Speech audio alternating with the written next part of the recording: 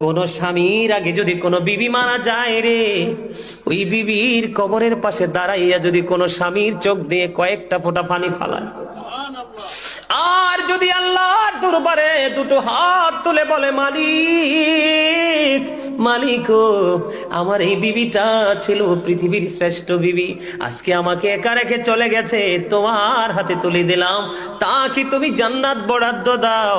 আমার নবীজি জানিয়ে দিয়েছে, ওই স্বামী যদি দোয়া করে স্ত্রীর জান্নাত বরাদ্দ হয়, তার সুখ কেউ কেড়ে নিতে পারে না।